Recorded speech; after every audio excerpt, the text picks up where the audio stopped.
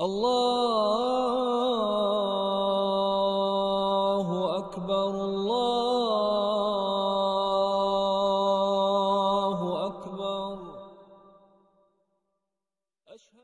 Allazina amanu, әлгі иман келтіргендер, валам ялбису иманахум бизулмин, сосын сол имандарын әділетсіздікпен былғамағандар, араластырмағандар. Қараңыздар. Улайка лахумул амну, міне соларға амандық болады дейді ертең. Қараңыздар. Сосын айтады, вахум мухтадун, тура жолдағылар да солар дейді. Көрдіңіз ғой? Осы араласып кету нәрсесінің өзі пайғамбарымыз сондай дәрежеге дейін тазалауға тырысқан сахабаларын үйреткен кезде. Мысалы бір күні Абу Бәкірге пайғамбарымыз салсам айтады, я Абу Бәкір, ләшширку фикум дейді. Мысалы, ахфа мин дабибин намли алас софа.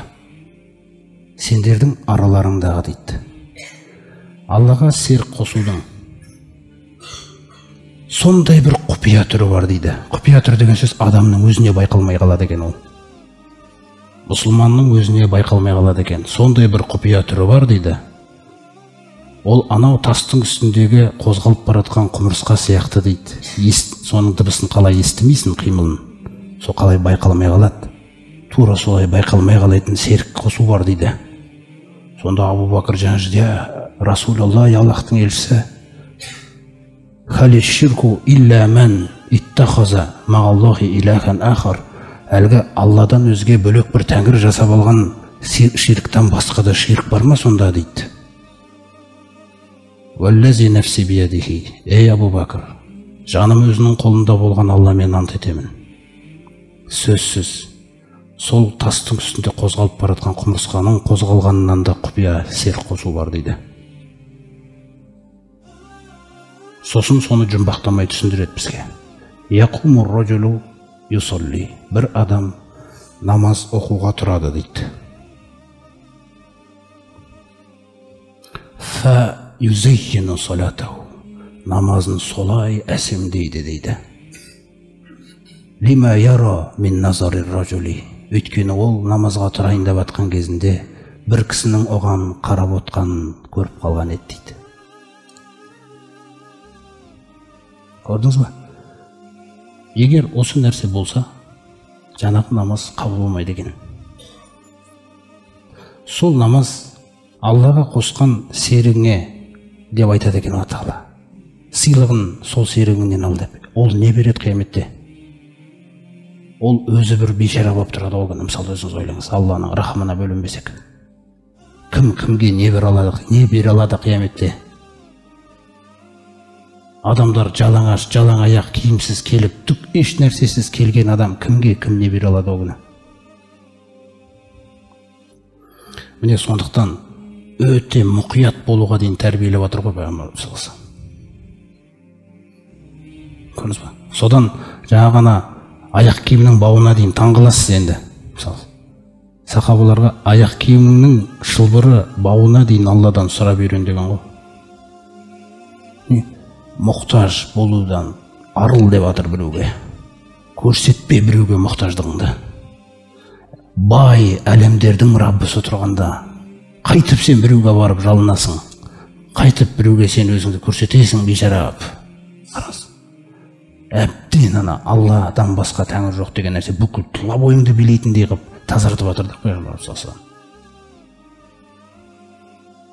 Тіпті таңғаласыздар, мынандай нәрсеге дейін айтқан пайғамбарымыз саллаллаху алейхи вассалам, я аюханнас, ей адамдар, ахлису аъмалакум лиллахи, иннаху ла яқбалу илля ма ухлиса лаху.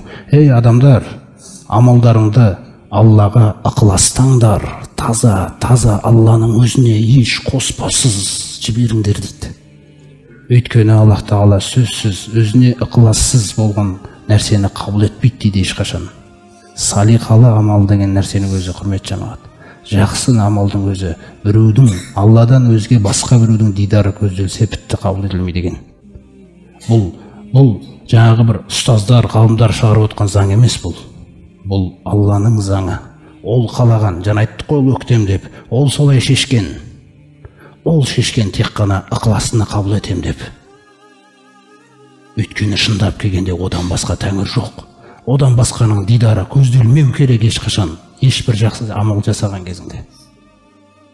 Сонда жаңа хадисінің соңында айтады: «Вала тақулу», байқаңдар, былай деп айтқамаңдар дейді. Былай деп айтқамаңдар дейді.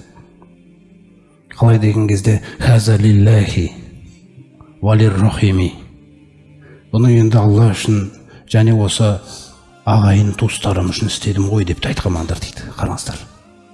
Олай қарап тұрсам, бұл сөзде тұрған ештеңе жоқ сияқты. Неге бұл сөз айтылған кезде, егер мұқият қарасаңыз, кейде сіз бір адамды кешіре алмай тұрсаңыз, сосын бір туысқаныңыз келіп, мен үшін кешіре салшы десе, жарайды, енді сіз үшін кешірем, әйтпесе кешірмесе, сонда Алла қайда қалды? Сонда Алла үшін кешіре алмадың ғана. Немесе бастығың үшін кешіре саласың, өйткені жұмыстан шығарып жіберуі мүмкін. Алла үшін деген мағынаны жаңғырту керек қоғамда. Үйіңде, отбасыңда, балаларың осы нұрды көру керек. Осы үлкен тақырыпқа айналу керек оның санасында. Көрдіңіз ғой? Сонда ол балаңыз Алланы көп зікір ететін болады үйде, далада жүрсе де. Өйткені нұр жұғады ол. Ол әдемі нәрсе, әдемі тақырып. Егер солай айтып қалсаңдар дейді, «Фаиннаку лир-рахими», онда сол амалың туысқан ағайындарыңа кетті дейді болды.